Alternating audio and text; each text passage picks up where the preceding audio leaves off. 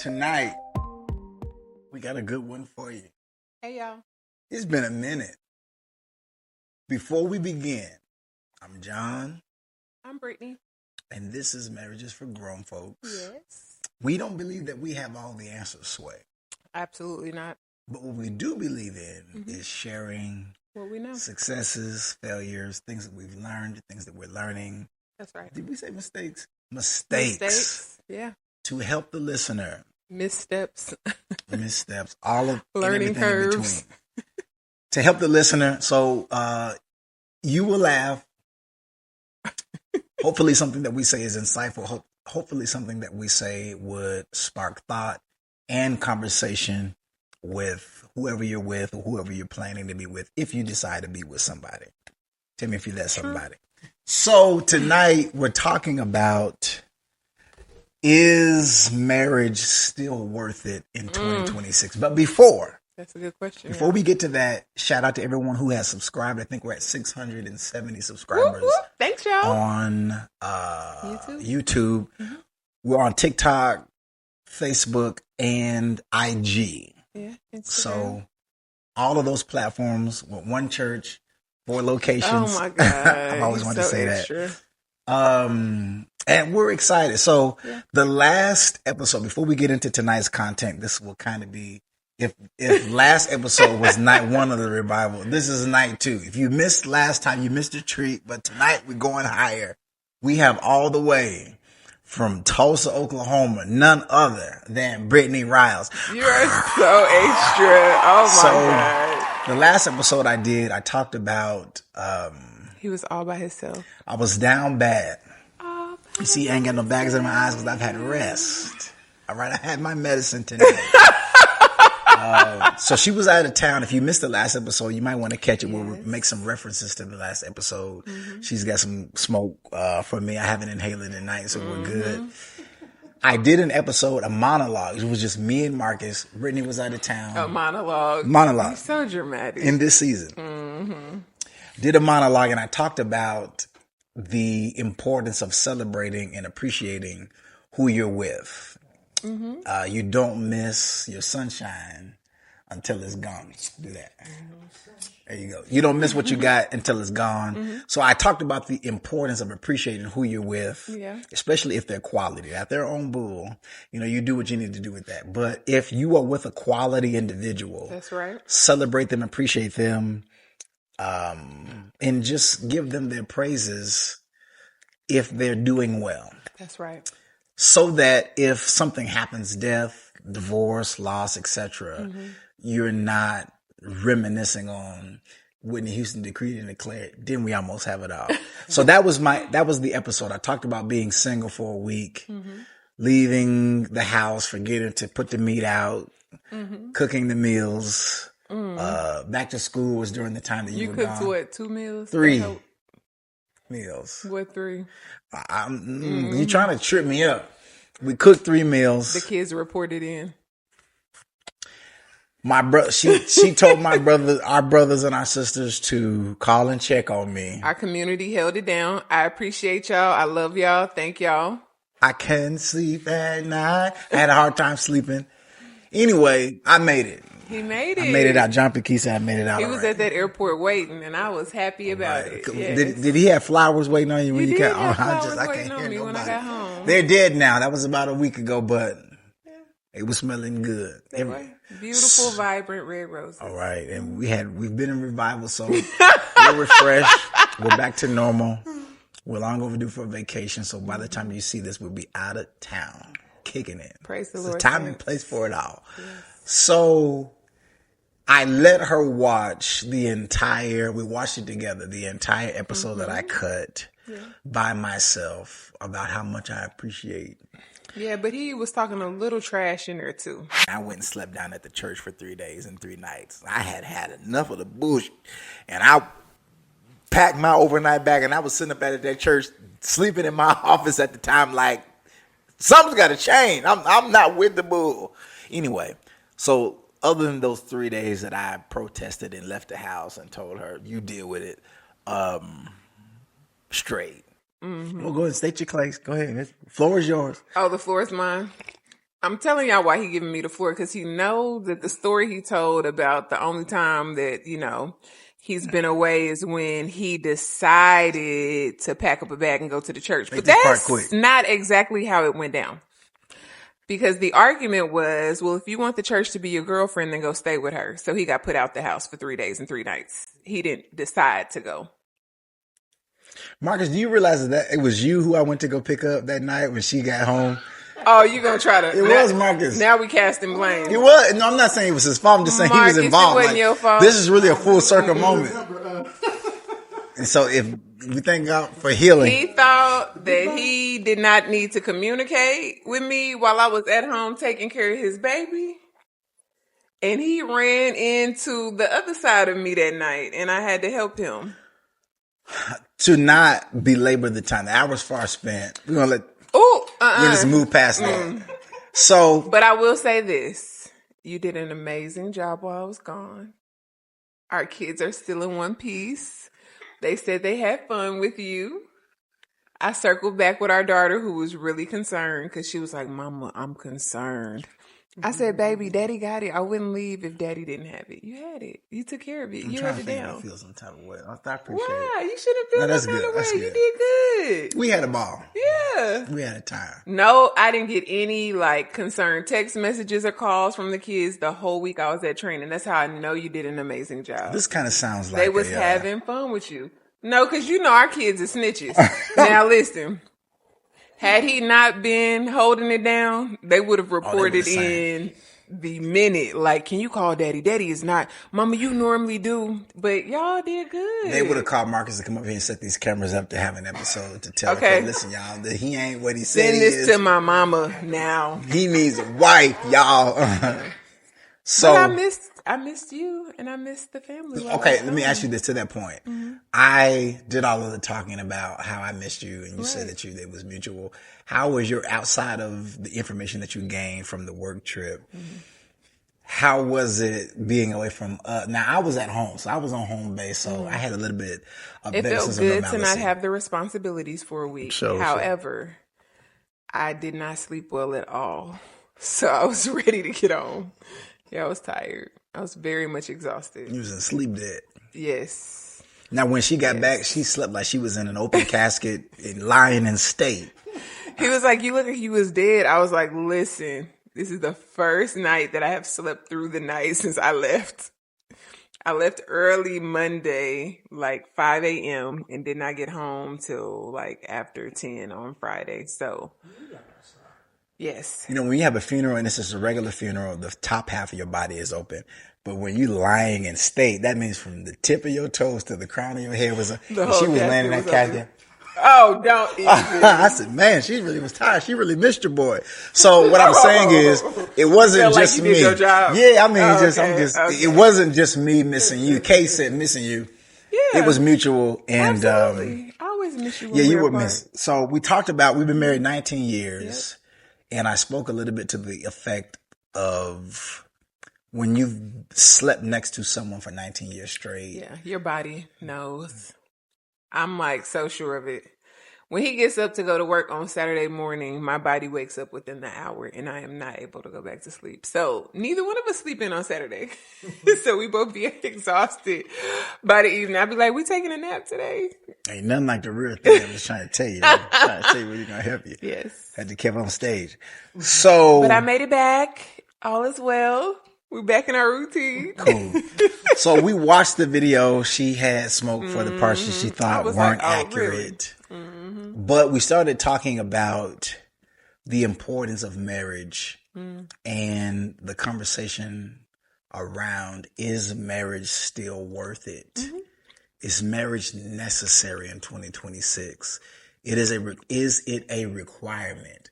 Should every adult be married? And is there something wrong if they're not? Let's have that conversation. All right. Now, we've been together, and I thought about this today at work. Mm-hmm. We've been together 19 years straight. You separated besides the church thing. Yeah.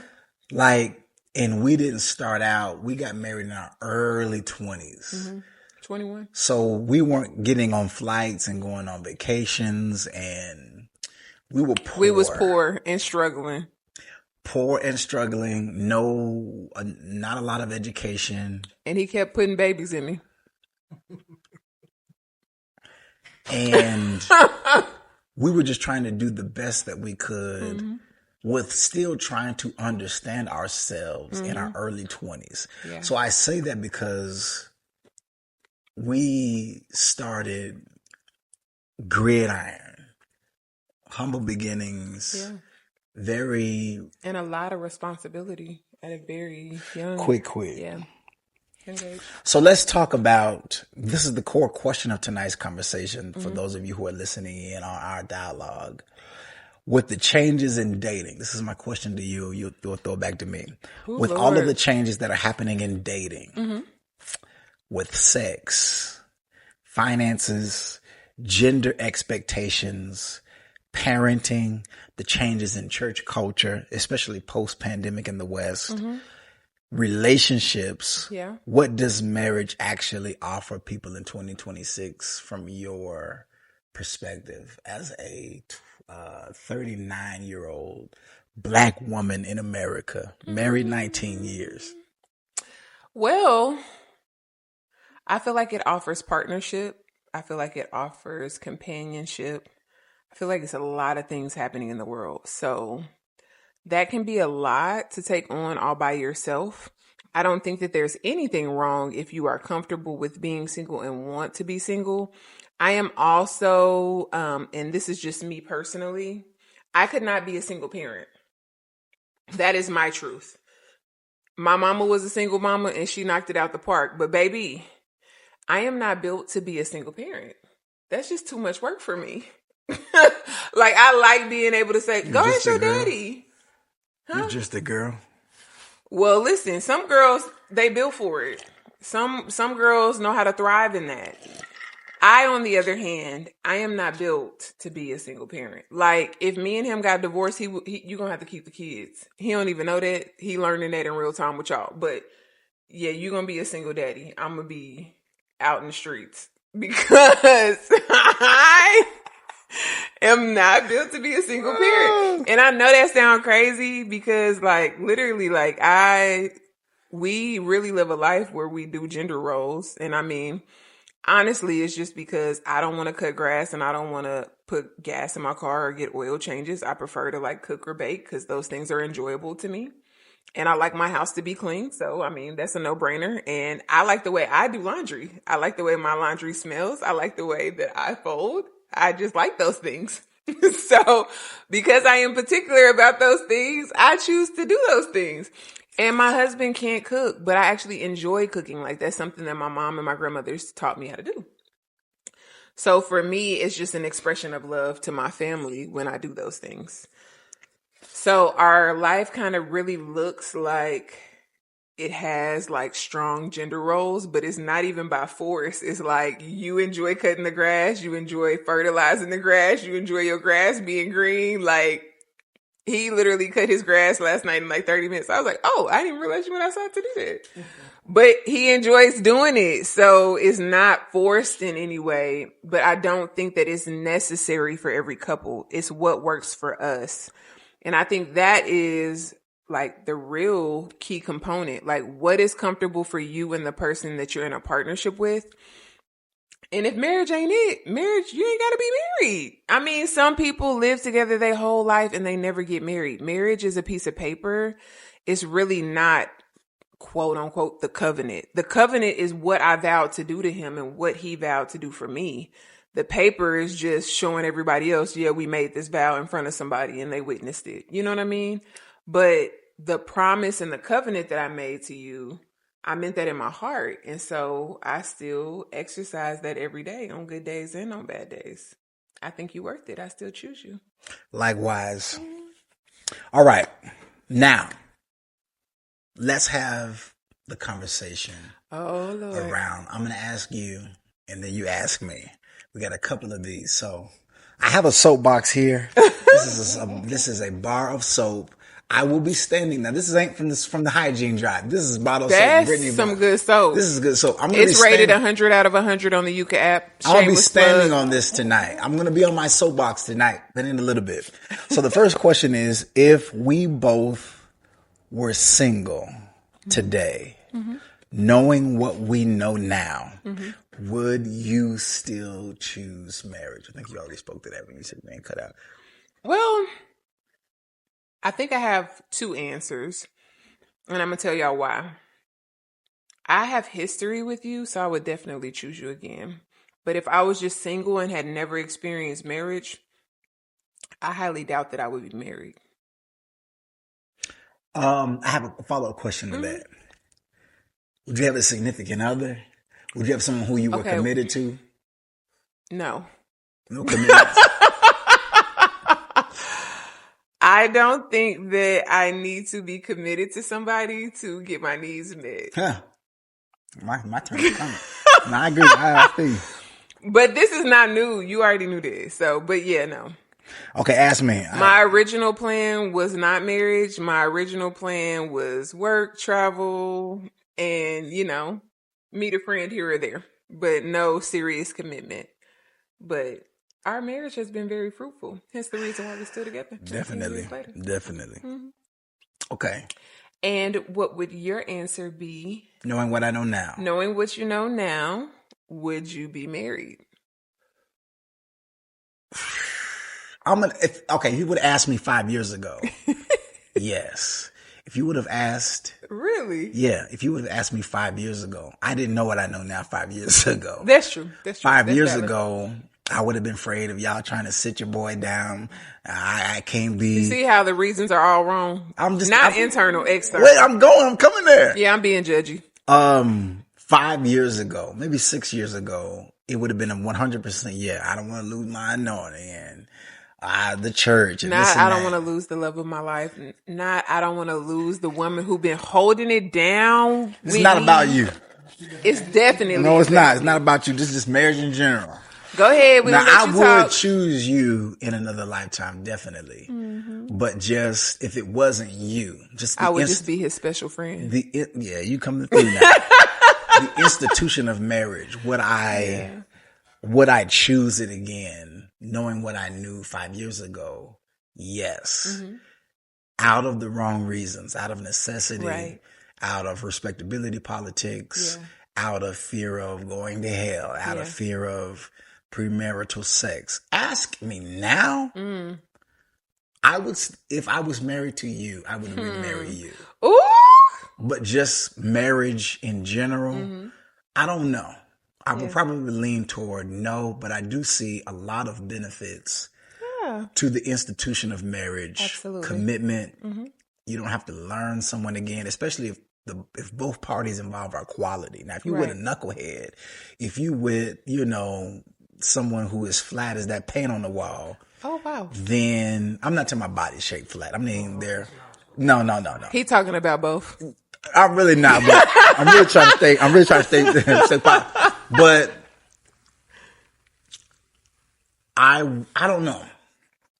I have my views on both, but I think the way that marriage was presented to us, we wouldn't accept it now. Oh, I'm coming. But I think that we both respect and honor what marriage has brought us. Definitely. There you go. Like, that's how I would communicate it. Like, I don't think marriage is bad at all. I just think that people shouldn't be bullied and pressured into marriage. Well, I'm coming. I'm trying to hold my soapbox. I have my soapbox right here. So let me add this and then we're going to go to the next question. You brought up a very good point. Mm-hmm. I think that what a person has seen occur in marriage affects your belief, your opinion on that. I know people who are married now that said, this is my last one, my last $2. I'm not going to lose. If this doesn't work out for whatever reason, I'm not doing it again. Then there are other people who say, if this doesn't work out, I'm going to find my person. And if you ask those individuals what has happened inside their marriage and what they've seen growing up, what they found out about the institution of marriage, and how they've questioned their faith tradition of origin, all plays into that. So without a long, without a long explanation, I do see high value in marriage. I would tell my daughter the same thing that I'm telling y'all. If it fits for you, if it is a fit for you, I don't think that marriage is a fit. So I don't think marriage is a fit for every adult in America. So that's the question. Let's ask it like this. Oh, Lord. Do you believe that marriage is still beneficial or necessary? For me? Just general. I think it's still very beneficial for me. And necessary? I mean, I feel like necessary can be relative because in some areas, there's some things I just don't want to do anymore because I done got so used to not having to do them. So, it's kind of necessary. I ain't trying to cut no grass. I would have to, okay, let me say this. If I was not married at my current age, for whatever reason, I would have to completely restructure my life. I got you. But if I was going to continue the life that I am currently living, it is a necessity for me. For me. Please hear me. Come on now. This is not for anybody else where he asked me. And those needs, I think it's important to understand that those reasons are not tied to religion. Oh, absolutely not. None of those reasons are tied to. I'm going to try to be PG-13 tonight. Well, we're going to see. I'm going to keep pushing on you. I'm going to keep pushing. So this is, all right, I'm going to start my soapbox. I'm going to ask you first. And then you can throw it back to me. Okay. Mm-hmm. And this is for you all too. Oh, Lord. Has the church made marriage seem as though it is the goal of adulthood? Let me ask them. Ask the question one more time. Wait a minute. For 5 prayers in the back. Has the church made marriage seem like the goal of adulthood? You still sticking with your same answer? My answer is yes. Now, I will say my reference is Oklahoma, which is the buckle of the Bible Belt. But here, yes, if you are like over 21 and you are not married, people are looking at you like, what is wrong with you? Like, when you gonna settle down? It's like, baby, my brain ain't even fully developed. Why is you pushing me to get married and start pushing out kids? I just would like to ask. I agree. Because it don't make sense. I agree. Coming up, from my perspective and from my experience in Kansas and Oklahoma, so the buckle was still buckled. Marriage, first of all, I idealized marriage. I wanted marriage based on what I did not see from my mother and my father. See, I think that's interesting because for you, seeing marriage not work made you want it more. And for me, seeing marriage not work was like, please. Well, to my understanding, then there wasn't a whole lot of trauma around. They just didn't, they didn't make it work. I didn't know the layers, the traumatic layers to it. So my mother and my father not marrying, and what they did marry, but they didn't stay married very long at all, and divorced when I was young. It made me desire that family unit. And then most of my aunts, or all of my aunts, during my upbringing, 99%, I think one was married. The majority of them were not married. So seeing them move through life single, it just made me want it more because the couples that I did see that were married were older. They were established and they seemed like they made it work. And then the TV shows that I watched idealized marriage. And so I really desired marriage. And then coupled with religion, if I wanted to get my freak on, the only way that I could do it legally based on the understanding that I had at that time was that you can't have an orgasm until you have a ring on your finger. So because I wanted to please God and wanted to please the church. You should have went to one of the little cunning machines and put a ring on your finger. But it had to be prayed over and it had all the whole nine. I desired marriage also to have legal sex. And this is why, like 3 months after we were married, he was like, I can die now. This is gonna be, listen, I can die. I was like, why do you keep saying you're going to die? That's crazy. I had finished my course. I accomplished. So anyway, don't try to throw me out. So this is, okay. So we both agree that the church has made marriage seem like, this is my soapbox. I need 5 seconds. Listen, You gonna stand on it? We'll just talk about black church. There's not enough single monogamous men, heterosexual men in the black church for every black woman to have her own man. The mathematics are not there. I almost said something so crazy, but I caught it. You want to say it? Marcus can. Nope, I caught it. So, and I agree with you said about marriage. There's this idea, is in my upbringing at least, and those who I've spoken to that are non-married, that there's this implication that if you're not married, that there's something wrong with you. That if you're non-married and you are a consenting adult, that you're doing stuff that you ain't got no business doing. And in some circles, When you're they on say your no way to hell. business doing, whose business? Because I thought it was my business what I did with my body. Okay, I'm sorry. Go ahead. True. I was getting ready to say something real. I'm sorry. So, and I think that ideology, I think that dogma, I think that belief system drives non-married people to seek marriage as the goal of their adult life. My mom was married, I think, 5 or 6 times. My mom was married 6. When I asked her about it, she said, well, I'm supposed to be married. I need to find y'all a dad. I'm thinking, how sick is that? I already have a dad. Whether he's present or not present, I already have a father.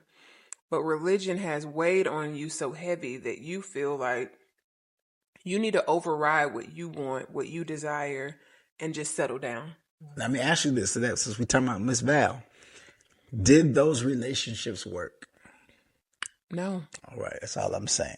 So I brought none that up. None of them. You want the soapbox? Well, I'm just saying, none of them. Even the one she stayed in the longest, when I asked about, are you in love? She was like, I needed to settle down. I'm like, damn. You spent all these years with a person just to like settle down?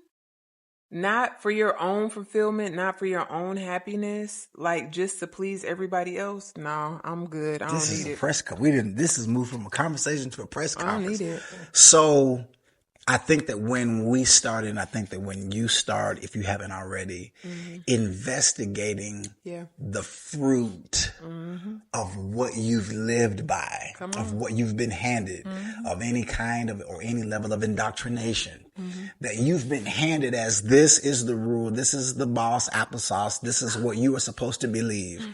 When we start investigating and examining the byproduct of that meal, of that belief system, of that dogma, of that doctrine, we can look at it and say, the way they communicated it, the way that they interpreted it, caused harm, did not yield the fruit that they said it was going to cause, even though the person who was practicing it was sincere and really wanted to follow it to the T.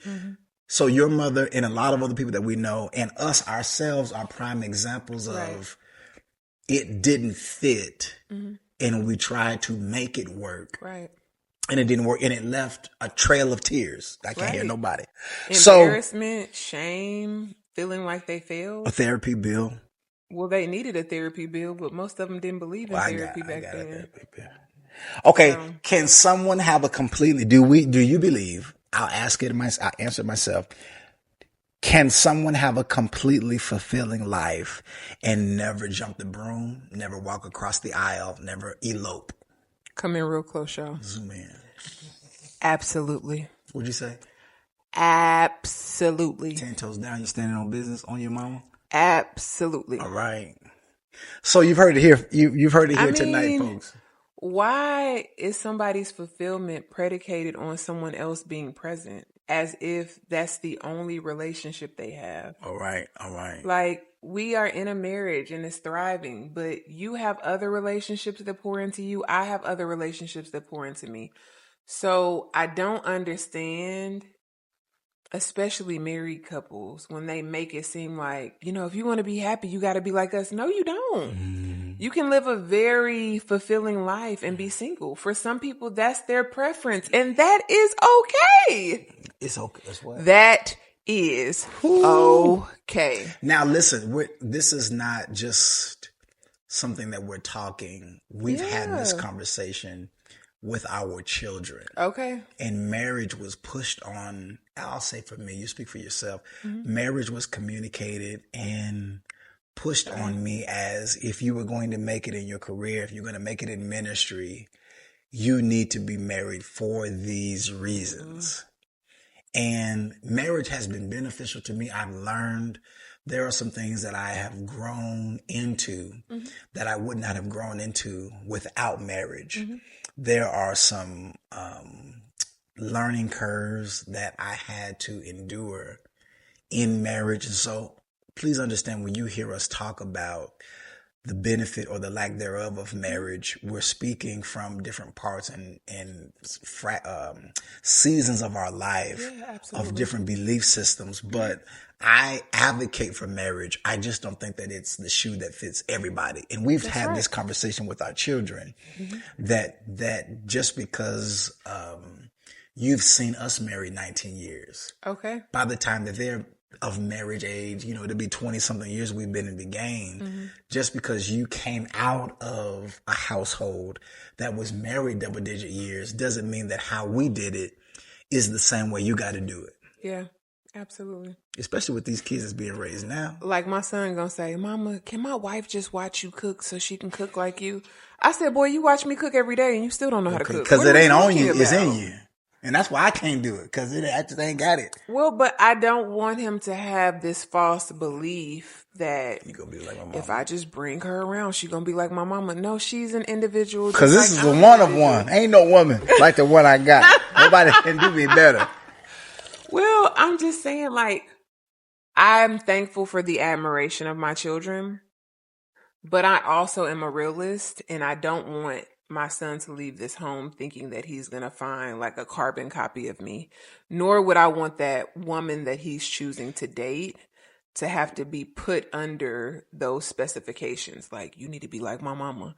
I'm like, no, let her be who she is, and you should love and respect her for who she is. Because Brittany was raised by old school women, knitting and sewing and, making gravy from scratch.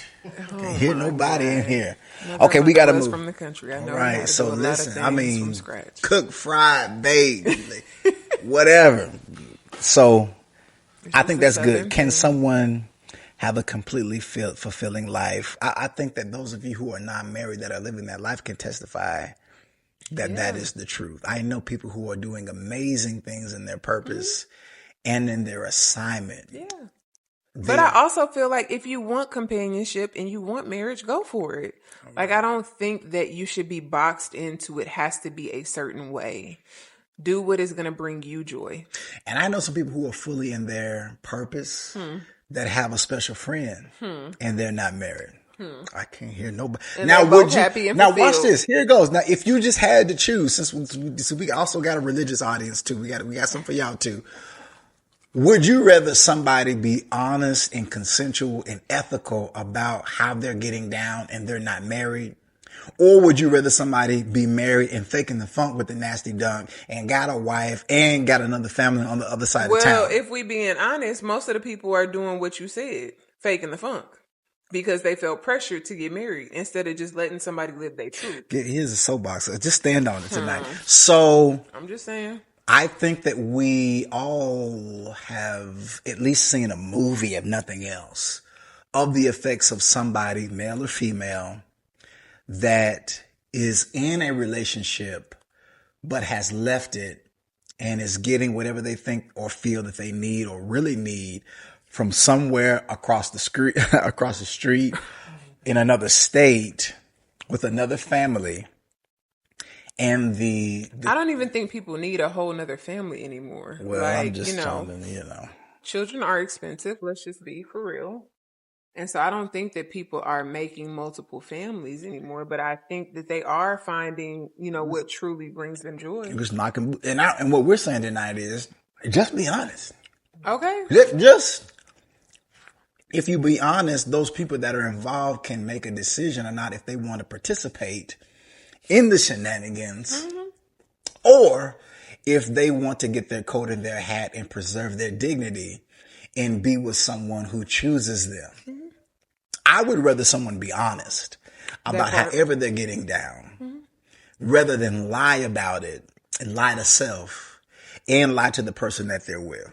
Well, let me say this. You want to say I what? just want to say this You want to say, okay. I would like to just say this real quick. If people really took the opportunity to be honest with their spouse and share what they want and they needs, it's a strong possibility they wouldn't need to go across town in the first place. But when both people are, faking the funk. With the nasty dunk. Then the only option is to go across town where I can be vulnerable and authentically myself. Now, Ray says she gives me money when I'm in need. Oh. I forgot the next part. Something indeed. I got a woman way over town that's good to me, but when that woman that was way over town asked him to leave B, he said, now you already, hold on now. You already know what it was. Like, you know what it was when I got in it. I'm not leaving B. All right. That's all I'm saying. Now, that's what was recorded in the movie. I don't know if that actually happened, but the show make good for good movie. Okay. We got to roll. Okay. We're going to reveal something real now. We're trying a new format. And I have my answer already, so I'll probably go first since you've been on the road tonight. You've been bad cop tonight. Knowing what we know after 19 years, what did you misunderstand about marriage when you got married? What did you misunderstand, if anything? When I got married, I had little faith in its ability to succeed and thrive. Why? Because I had never seen it work. Nobody? I mean, the people that people would say, oh, they were successful. I am a people watcher, like to my core. I love to watch people. So I would watch them and be like, oh, but y'all ain't really happy. Y'all together. Y'all been together for a long time. I could always pinpoint that person that was overachieving to try to get that acceptance and love from the other person. And the other person would just be like, oh, thank you, but not reciprocating it. And I was just like, oh, y'all just been together for a long time. Some bullshit. Yeah, y'all not happy. Y'all not having real conversations. Y'all are not This is for show. Each other to grow. This is a show is what y'all got going on. Well, I don't think that they thought it was a show. I think that they thought that is what marriage was. But I just was like, I can't subscribe to that. I can't sign up for a one-sided relationship for decades. To abandon yourself.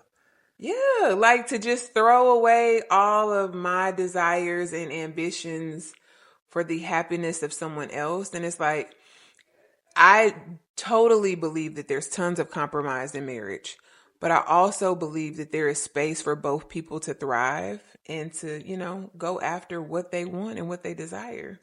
And I can root for you and you can root for me. See, that's old. That's seasoned. Now you got you got the body of a 39, but then you got an old wisdom in there. That's a deep well of wisdom. I agree.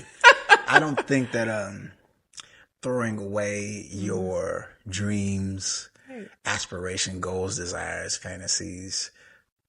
You said, okay, I'm going to go to this next one. I'm going to answer the question. Answer it. She said, I'm telling on her. Oh. She said, if you're in a marriage and you are abandoning yourself. Well. You are denying what you want, your fantasies, your desires, your goals. And all of those things are on the back burner. You might as well go and do a white collar crime and be arrested and thrown into prison because that's where you're living. It's a prison. I said, hold on, stop. Let me write this down in my notes so we don't forget to put it in the show. You're so childish. It is a prison. Like, you backed up sexually. You're with somebody who you can't commute. Now, I'm not saying that it is the end all be all. That if there's a communication block. Why did you say that? If there's a sexuality block.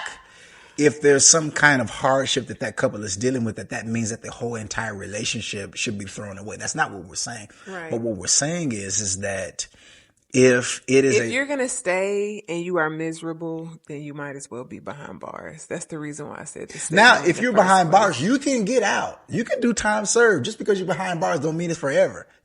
Sometimes you got to pay your debt to society and they let you out and you got to start over. Okay, Brittany gave me 2 sweaters. Marcus gave me 2 pairs of shoes. You gotta. But I'm just saying, like, to be imprisoned inside of your body and you're presenting as free to the world, that's worse than being behind actual bars.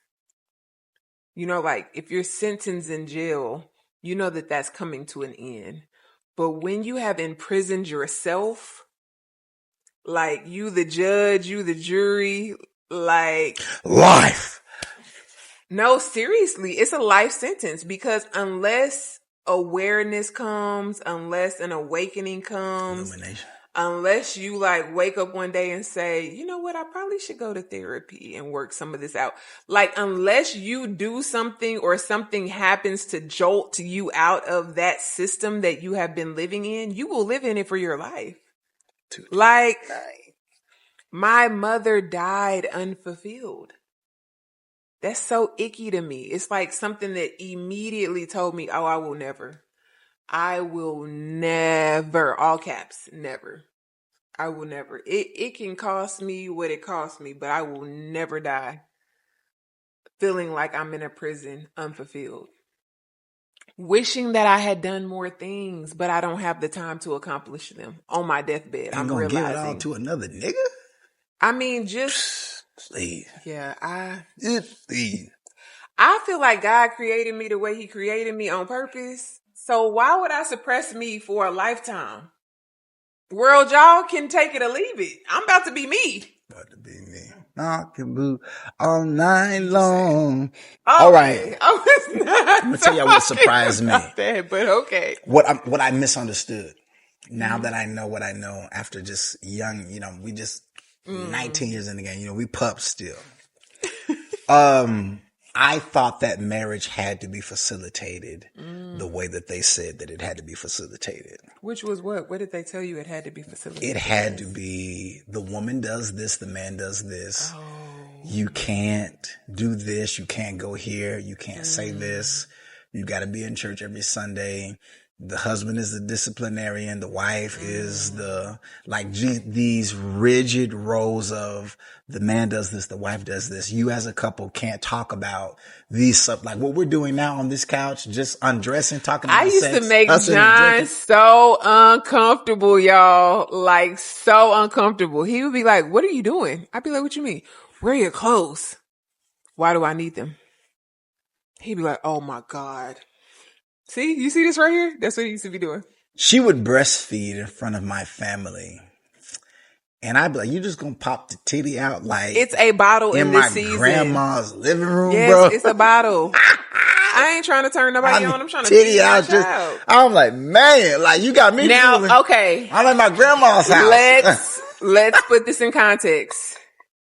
In a house full of women, where he is the only man. Okay, come on, context matters. Yes, I'm about to pop my titty out and feed my child. I'm everybody not about to in this room got titties. Okay, y'all got your own set. Go look at them if you that aroused. What? That's weird. Oh God! Oh my God! Marcus Edit. So I believed that my marriage needed to run like my grandma and my grandpa's, and I did not. I believe that it needed to run like one of my first pastors and his wife. And I did not. And so I tried to fit. So I'm Sunday morning, so they do Sunday dinner together. And you cook Sunday dinner. We do those traditional things, but I didn't know that he was seeing it under the guise of it had to be like this. Yeah. And so those were points of contention for us. Going out partying and smoking cigars and like that. No. We went out of town for the first time to Dallas, and it was our vacation. Are you going to let me tell the story? You going to let me tell the story? This is my story. Came back. Go ahead. And I said, hey, we were packing our clothes to get ready to go to Dallas for the weekend. This is like our first Dallas trip. And I was like, man, throw some church clothes in that bag because we're going to the park. We fall off in the Potter's house. She said, oh no, we are. I said, I've only been once and I need to go back and see it again as an adult. This is, Bishop Jakes was walking that plank. She said, no, the TF, we're not.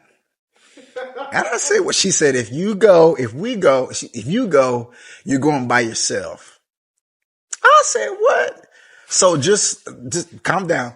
So the rules and the way that I saw marriage I facilitated. need you to start it over. We went on vacation, and you said what to me? We're going to fall off into Potter's house. Vacation. I Going think down not. the View High Drive. Vacation. I think not. I want to hear the band. Vacation. I think not. Not to me, I was, Vacation. Now, I think not. 15 years ago, whatever 2015 was from now, I was like, there's nothing else to do. But now let the weak say. You strong? Oh, I'm strong. Didn't I show you so many other things to do? Buff as hell. I'm strong. I'm buff as hell in this season. I'm strong. So what I appreciate about what I misunderstood is I have a great appreciation for what we have. That's right. And I'm going to say what you said about your mom. No one can thump that Bible to me like my mama, nobody, my children, my best friend. But your mama was trying to help you before. Please, you was fighting. Not now. Nobody. My mother-in-law was trying to help him. No, I'm on the flow. Nobody can thump that Bible to me to tell me what I should and should not be doing. No one can come and tell me you need to be, because I lived the first half of my life through those rules. Yeah. And it left me disconnected from God and it left me disconnected from self. So for the same reason, for a different set of circumstances, I will never give my life over blindly to a set of rules of indoctrination because I know what it did to me. Yeah. And the fruit of it is I'm free. My ethic is an ethic of love. No longer what? I live by an ethic of love. So although I'm free to do what I want, my lens and my motive is still do no harm to self, do no harm to those that are around me. Come on, so no, I can't. I'm just trying to say. That's all I'm trying to take. Just trying to let the people know. I'm just trying to let the people know I'm liberated and it looks good on you. My mental is better. Okay. I'm serving the community in a greater capacity. Okay. What my skin is glowing. Okay. I'm rubbing on Brittany's booty that I more than I ever have. Okay. That's a whole nother, Mark. We need to record something between me and you on I got something else I got to get out. Oh, okay. So we got to finish this. So that's what we misunderstood beforehand. Now that we're 19 years in, if you fast forward 19 years back, that's something that we got wrong or we grew to evolve from. 2 more points. Okay. We're going to give an opposing perspective. As if we haven't already been doing it the whole. Okay. Okay, I'm going to ask you, do you believe that marriage benefits men more than women? I think it depends on the dynamics of that marriage. See, now these questions. That's the only fair way to answer that. I can simply say, oh, of course it does, because, women do A, B, and C. But that's not every marriage. There are some marriages where the man is doing like 90% of the work and she just partaking and receiving. So it's kind of unfair to be like, oh yeah, you receive way more, And honestly, even in a healthy marriage, there are going to be seasons where you're going to do more than me, and there's going to be seasons where I'm doing more than you. That's even in a healthy marriage. See, now these questions were designed, were written to bait you. But when you season, you see, when you grew up eating food from a cast iron skillet, you just come on now. Season. You got to season fried that chicken skillet. In a cast iron skillet. Now this deep air fryer. Y'all know about them air fryers, but I'm talking about when you came up cast iron. Okay, listen, y'all. I'm an audience. Y'all can help me, but we have an air fryer, and I don't even know how to use it. It don't hit. The kids use it to reheat stuff, and I'm hit. Like, we're doing what with this? It don't hit. I need you to dip it in some. Okay, so I'll skip that next question because we're too seasoned for those. This platform. I think it's still interesting though. This platform is not a men versus women versus women platform. Though that could draw numbers and drive traffic. Yeah. We believe that both are made and created in the image of God. But I think your answer should be what? Yes. That what? Oh no, Would you recommend marriage to a 25-year-old today? Oh, God. Would you recommend? I know what you're going to say to every one of these questions. Okay. Would I recommend marriage to a 25-year-old today? I would say it depends on where that 25-year-old has progressed. For some, I would say yes. For others, I would say absolutely not. But I am of the thought that 20s are for exploration. And so I think that to tie yourself in a covenant with someone, if they don't believe the same way, it can cause a lot of damage and harm to that other person. Because there were so many things that we were trying to figure out in our 20s. And if we did not have grace for each other, if we didn't have forgiveness for each other, we really could have destroyed each other. So from my viewpoint now, as a 39, almost 40-year-old woman, would I recommend marriage to a 25-year-old? I would need to know more about them. Because I think that some people, 25 may be a good, spot for them to begin that journey. For others, I would say, oh, baby, don't be in a rush. Take your time. If it's meant to be, it'll still be there. And that is a train of thought that I had even as a teenager. If this is meant for me, it's going to come around. It's going to come full circle. It's going to come back. I like that. What are your thoughts? I think that it depends on the soil that they were raised Ooh. in. To your point, I think that for me...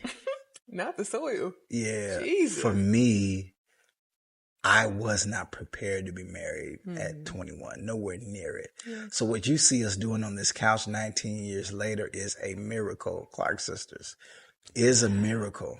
Miracle. All caps. Because I did not have the necessities in place in my mid-20s. Same. We cultivated them on the way. As they went, they were healed.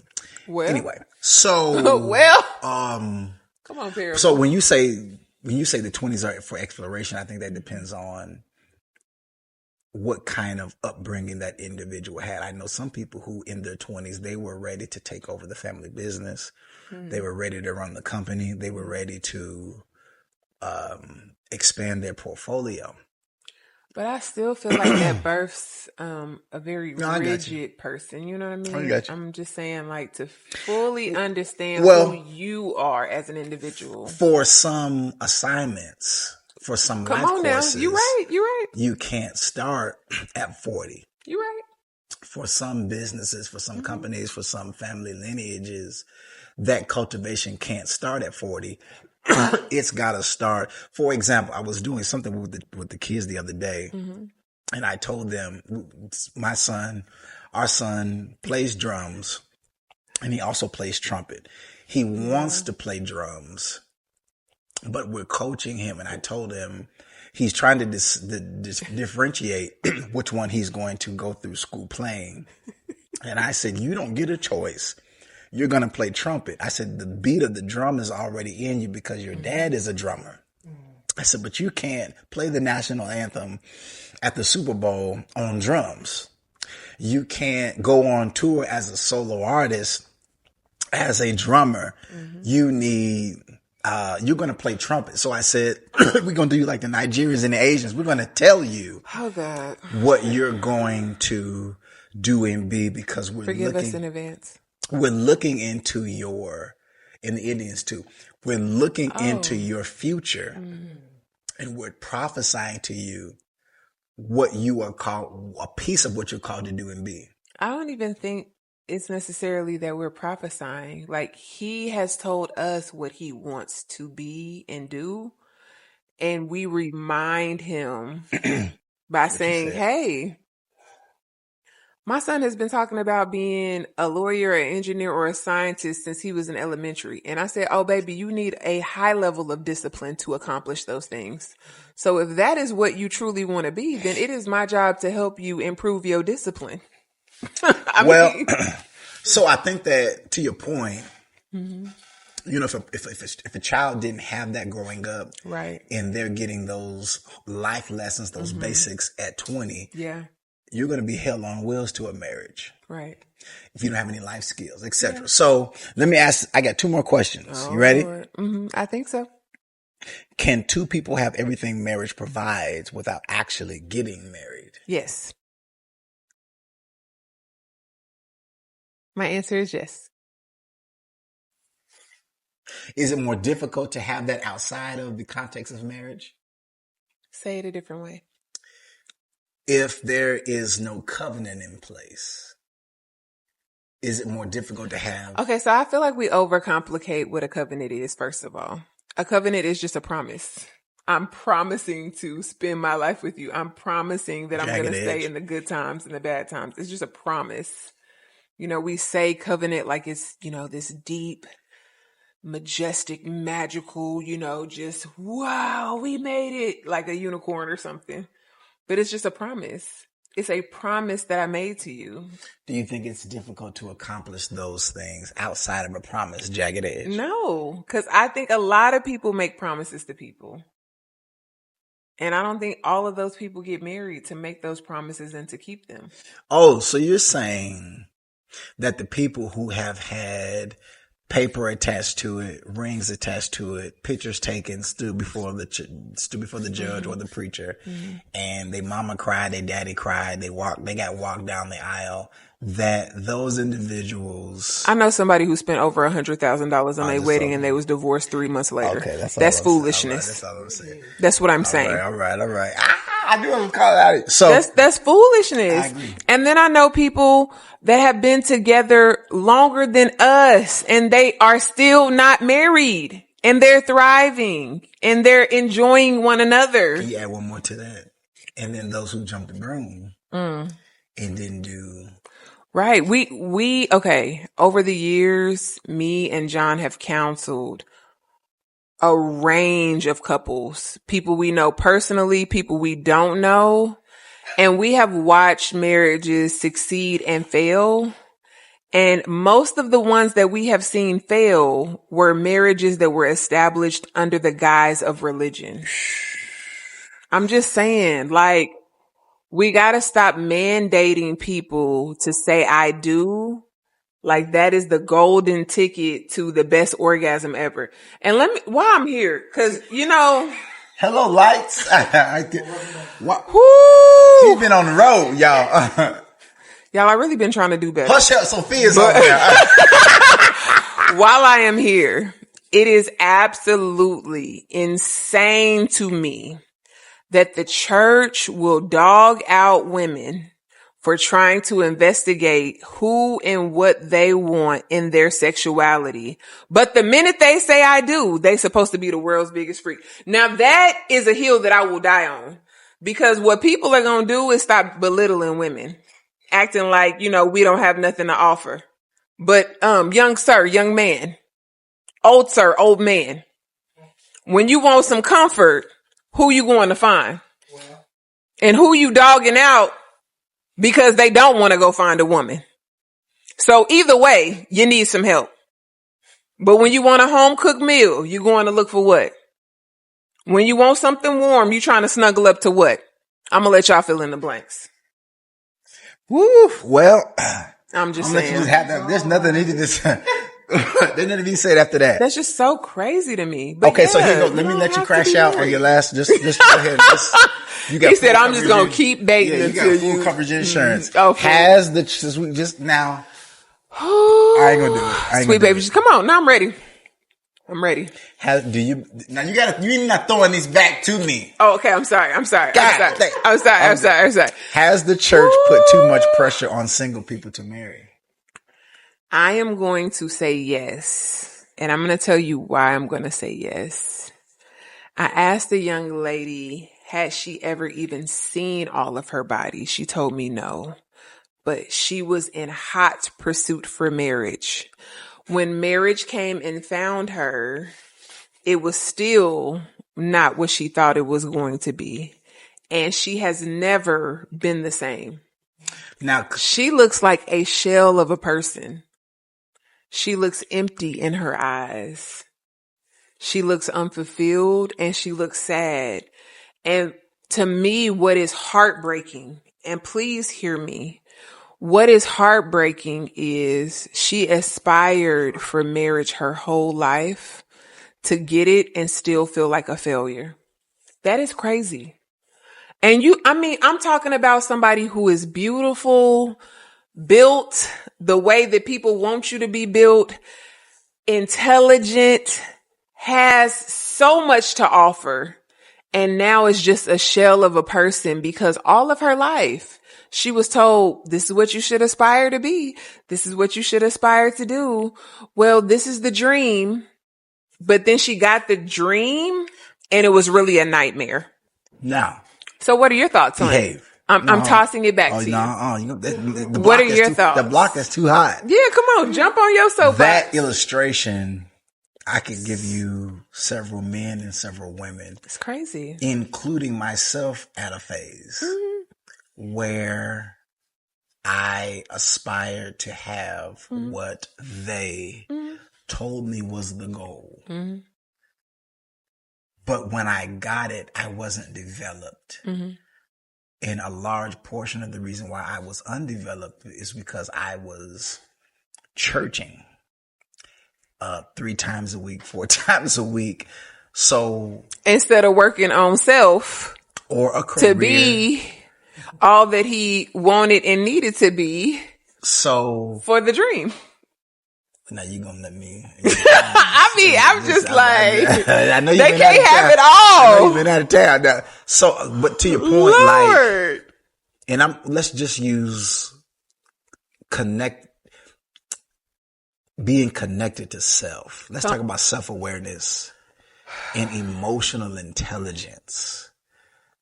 Now, this is from my experience. I know this is not every church. Now, I attended some wacky churches growing up. Okay, I can say that now. There were some good, they were sincere people that love God, but the shit was a bit weird at times.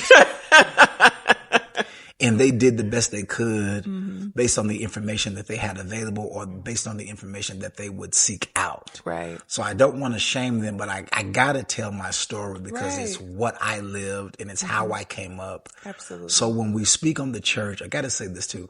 When we speak on the church, the Black church in America, we believe that the Black church has been a major pillar of advancement of the liberation of black and brown people in America, that it has led the civil rights movement, etc. And so these wacky places that I'm talking about have not been a part of that.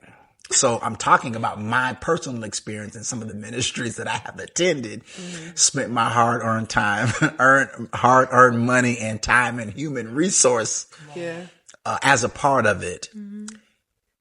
I really have missed out on some life development by trying to follow those rules and to be what they said that God was calling for in these last and evil days. So now, when I entered into marriage, our learning curve was so long. Our learning curve was so rough because I came to the table coming from a single parent home, whom a mother who did well, but there were just so many gaps. I had male mentors, I had uncles and etc. But my indoctrination in the church, to your point about this hypothetical young lady, really left me disassociated and detached from self. Yeah. What do you want? Because everything was centered around sin. So I think that this person that you mentioned, this illustration, if you ask that, and just the people who we've talked to, like everything was centered around sin and the fear of hell and missing heaven. And okay, I'm done. In antiquity, they did not understand the afterlife the way that we understand it. So everything now is personally wired and individually taught that it's my four and no more. And they were communal people. In antiquity, when the scriptures were penned, they were speaking of communal issues that were harming the oppressed. And somewhere around the 4th century, it turned from speaking truth to power systems that were oppressing the marginalized to us in the Black church, in a lot of senses, especially Pentecostal church, turned it into this personal morality campaign of you can't be around here touching yourself, looking at your body, just completely disassociating people from God within. Right. So we're in marriages now and we can't relate to the other person. Mm-hmm. We don't know what we want. We don't know what we desire. Mm-hmm. We don't know what we've been put on this planet to do and accomplish, because everything has been about sin consciousness and never completing our assignment. And so this is a part of what we are called to do, is to talk through some of the things that have happened to us as single people and married people, some of the pitfalls and experiences to help those who may be in their marriage that are struggling. And it may not be the marriage. The problem in the relationship may not be the vows. It may be what you believed about the vow. It may be what you believe about yourself. It may be your own value system. That's all I'm saying. So, can I also say yes, this, though? Because you made some really, really good points. I feel like we often forget that the Black church was a pillar when it was communal, when everybody was working together to accomplish goals, and it wasn't about I or self or just my four. And somewhere along the way, we really just fell away from that, but we were still expecting the same outcome, and that can't happen. Ooh. So we're going to end with our last statement. Ooh. Is marriage worth it in 2026? And I think you said it several times. I said it several times. It depends on that person, the individual. Right. It really depends. We would encourage our children. You need to do what fits for you. Right. You need to do what works for you. You may not be able to find somebody that you can give your life to. There may not be. The dating scene in 2026 is scary to me. I don't know no problem. It's very scary. So for me, is marriage still worth it in 2026? Absolutely. Absolutely. Oh, okay. Absolutely. So, let me leave y'all with a question. Our little weenie dog wants to join. For the comments, if you've watched all the way up until the end, all right, calm down. If you've watched all the way up until the end, let us leave you with She's so excited. A question. Yeah. And that question is, where did it go? Where did it go? Where did it go? If you were single today, would you still want to get married? If you're married now, if you're with someone and you just woke up and that person, it was a movie, it was a series we were watching called something, and they were on a plane. Lost? Was that called Lost? I don't remember what it was. But they vanished. They were on a plane. A plane full of people went. It was like they went through a time warp in or the something. Bermuda Triangle. It was the plane number. Yeah, it made something. Oh, you're right. So anyway, the question is, right. would you still, if you're married, would you still want to get married? Would you still want to go through it? Would you do it again? Or would you live your life? Would you remarry? If you're married, would you remarry if that person who you're with just vanished and you knew they weren't coming back? Would you do it again? I talked to somebody the other day and they was like, man, this 828. If this doesn't work out, I'm leaving my life. I'm just going to live my life. I know what I'm here to do. I'm going to raise my child. I'm going to do me. I said, ooh. And then there are other people who would say, like you, well, you're not talking about getting remarried, but you ain't going to be alone. So anyway. I will never remarry. Well, is that a compliment? That's a compliment. Right, that means you did your job right. You already know that? I'm just trying to, for the record. I done already told him, if he get married, just tell his next You know wife what? if I knock on the door, let me say, okay, in my clothes tonight, as I go to my seat, I would get married not immediately. Just sit for there with the dog. There you go. I would get remarried, not immediately. I'll just leave it at that. Not immediately. I have over like, no. I don't want him to. I already know what your truth is. No. I'm just talking for them. I know you know, but I know the people in the dog know. Jasmine, cover your ears. You might not know this about your dad. I probably would do it because I see benefit in it. I love companionship. Like I like having my person. but I'm also gonna live my life. Come on, every round goes higher and higher. All right, we gotta go. Said too much. Hopefully. What you say? Hopefully. Well, I ain't gonna be able to find a you. We just listen. Something happened to you. We self-destructing this podcast because who I get with next is gonna be like, I can't compare to her. She did. It's just gonna be. I wouldn't want to get married. I wouldn't if something happened and I found a new wife and her husband had a podcast like this and he was just. I was man. I don't want to feel like I'm in that nigga's shoes. You'd have been all over the internet with a marriage ministry with this thing. Anyway. Wow. All right. So hopefully we said something that sparks conversation. She tried to comfort me and said that I lied about sleeping at the church. No, he did not lie about sleeping at the church. He lied about how he arrived at the church. He got put out of the house because I told him that since the church is your girlfriend, go stay with her.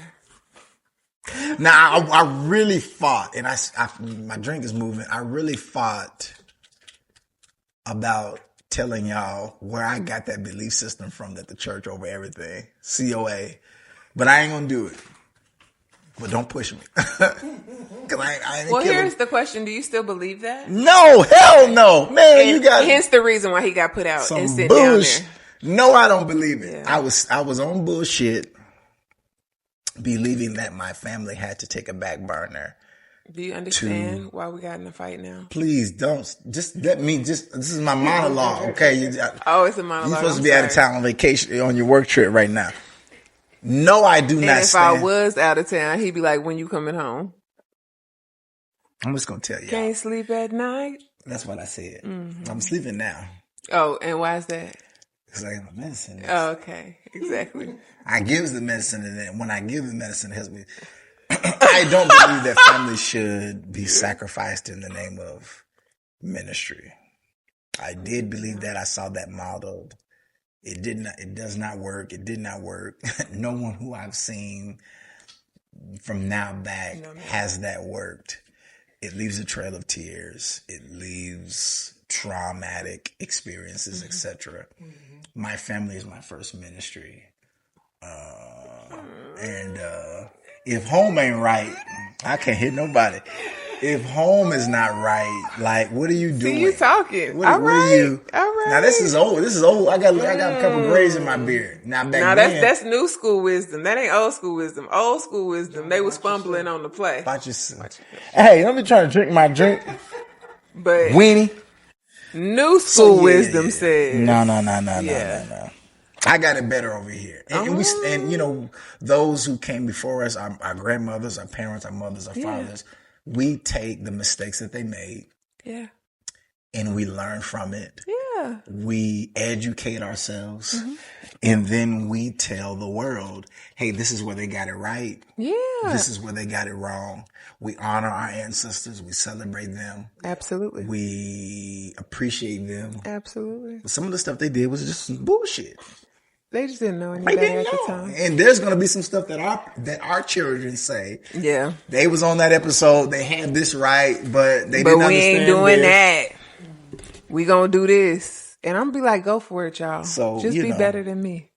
That's all we want. So when I said it about revival, I'm done. In my clothes. Every like in the old school revival, like night 3 is better than night 2. Is church for him. Everybody's warmed up. Like everybody, it's just come on. Every round goes higher and higher. Night 2 of a revival, I was like, are we really doing this again? That's okay now. Come on. You know my roots now. I enjoyed it so much. It's gotta be anyway. We could talk all night.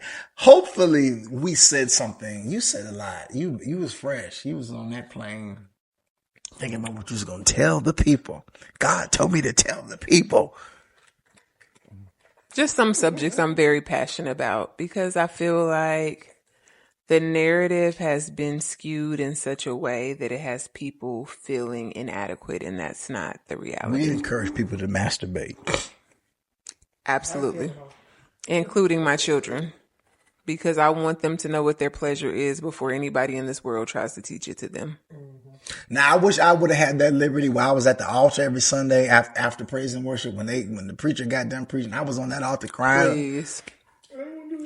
I want my children to be free. I don't want them to leave my home bound. by rules and regulations that somebody passed down to somebody else, to somebody else, to somebody else. Okay, we gotta go because this is ready to get real raw. So after every episode, we always decree and declare that marriage is for grown folks. Folk talk. Absolutely. Until next time. Bye, y'all. Take care of yourself.